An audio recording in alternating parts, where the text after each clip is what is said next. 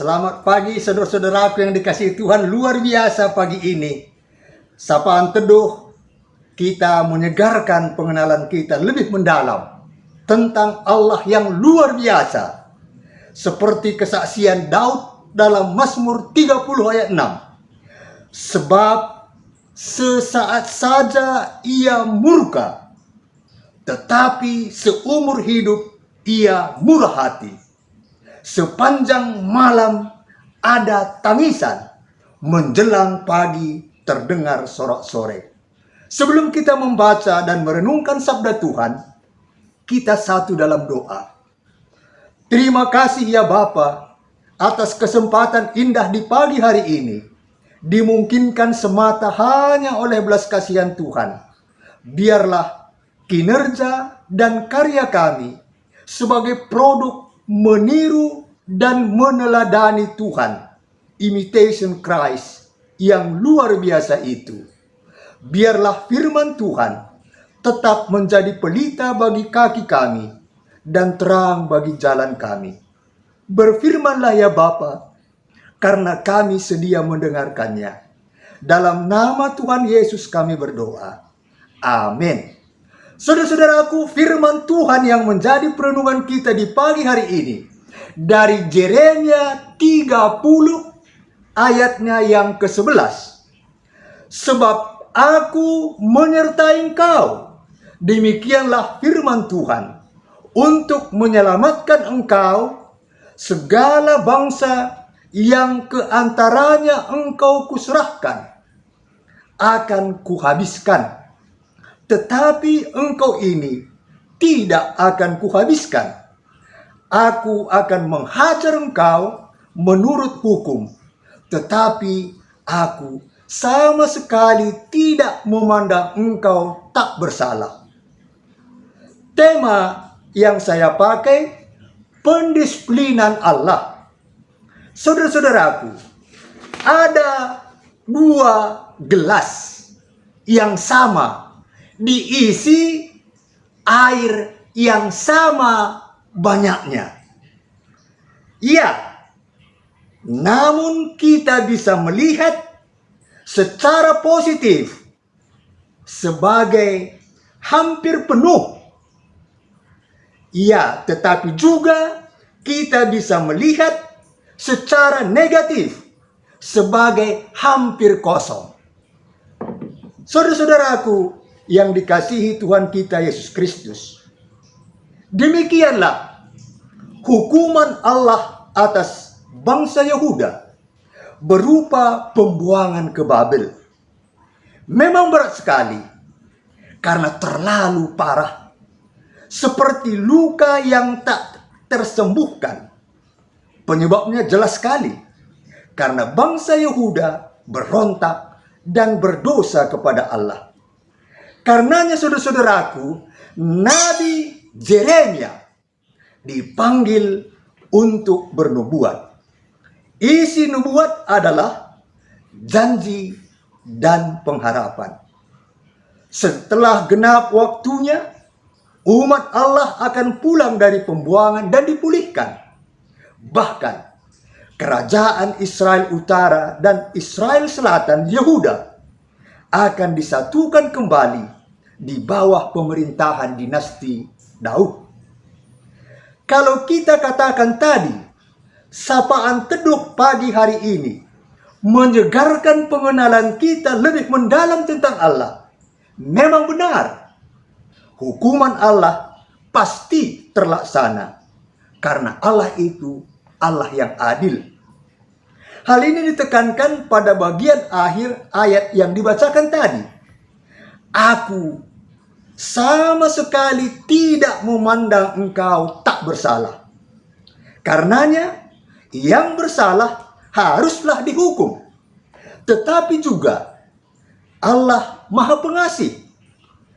Maka belas kasihan Allah akan membuat murka Allah surut. Engkau ini tidak akan kuhabiskan. Yang paling mengejutkan, walaupun bangsa Israel Utara telah dibuang Allah 100 tahun sebelumnya ternyata Allah masih mengingat Israel. Peristiwa pembuangan bangsa Yehuda ke Babel adalah bentuk pendisiplinan Allah.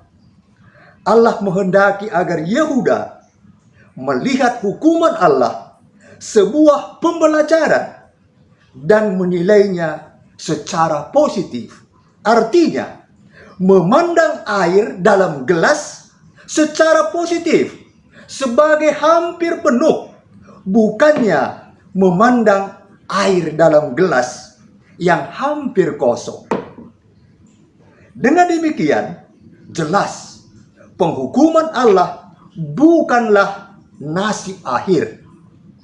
Karena nasib akhir, ia selalu diakhiri dengan pemulihan yang dilandasi oleh belas kasihan Allah. Apa makna pengalaman Yehuda ini bagi kita? Bagaimana kita menghadapi dan memandangnya? Masalah atau pendisiplinan Allah?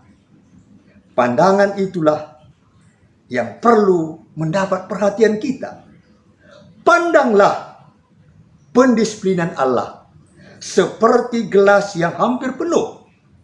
Pusatkan perhatian kita kepada Allah, bukan kepada masalah. Belas kasihan dan janji firman Allah dari dulu sampai sekarang tetap sama. Artinya, aku belum selesai denganmu. Aku masih memiliki rencana yang indah untuk masa depanmu. Bukti nyata, Tuhan tetap berkarya meskipun di pembuangan. Karena itu, Tuhan sajalah yang harus dipercaya. Sebagaimana Tuhan menolong bangsa Israel keluar dari tanah Mesir, demikian juga Tuhan menolong bangsa ini keluar dari pembuangan di Babel. Tentunya Tuhan yang sama menolong bangsa Indonesia keluar dari pandemi COVID-19. Bahkan Tuhan berkuasa untuk melepaskan setiap kita yang mengikuti sapaan teduh ini dari segala penderitaan dan beban berat atau sakit penyakit. Jikalau masih ada, semacam question mark, tanda tanya besar tentang Allah saat ini, maka ayat sapaan teduh kita hari ini pas sekali jawabannya. Aku menyertai engkau, demikianlah firman Tuhan untuk menyelamatkan engkau. Ingat, penyertaan Tuhan membuat semuanya menjadi mudah. Apa yang mustahil bagi manusia, tidak mustahil bagi Allah. Kata kunci saudara-saudaraku, kita harus hidup berkenan di hadapan Tuhan. 3 in 1. Pertama, jangan takut atau bimbang. Kedua, Tuhan akan meneguhkan dan menolong. Ketiga, Tuhan akan memegang kita dan membawa kemenangan. Melduk-elduk sekin kurang sambalo, mucuk-ucuk tualah adi enggo pirang. Pengendes man Tuhan ai ngesipayo. Kugagia perpumesah, ras di bata, lakal sirang. Mari kita berdoa. Terima kasih ya Bapa atas firman-Mu yang mengingatkan nubuat Nabi Yeremia yang mau menghibur dan memberi pengharapan bagi bangsa Israel yang menderita dalam pembuangan di Babel. Biarlah kami juga yang mungkin ada kalanya sampai pada titik tanda tanya besar, kini firman-Mu ya dan amin. Tuhan menyertai dan menyelamatkan setiap orang yang mengandalkan kuat kuasa Tuhan. Allah sangat peduli akan penderitaan setiap orang. Saat ini secara khusus ya Bapa, kami mendoakan GBKP Runggun Parindu, Pos PI Ngabang Sungai Asam. Tuhan memberkati pendeta, penatua diaken Nora Naras Emeritus, pengurus kategorial, pengurus PJJ, beserta keluarganya masing-masing, agar tetap setia. Kami doakan jemaat GBKP dimanapun berada, bahkan setiap orang yang setia mengikuti sapaan teduh ini. Biarlah jikalau ada yang sakit Tuhan sembuhkan. Biarlah dampak pandemi COVID-19 tidak mengurangi kesetiaan kami kepada Tuhan. Karenanya, kami mendoakan pemerintah kami, dari pusat sampai ke daerah-daerah terluar, terpencil dan tertinggal. Biarlah pandemi COVID-19 dapat menjadi epidemi. Untuk itu biarlah semuanya semakin patuh pada protokol kesehatan.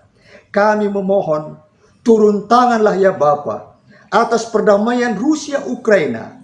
Di dalam nama Tuhan Yesus kami berdoa. Amin. Salam sehat, damai di hati, mejuah-juah kita kerina.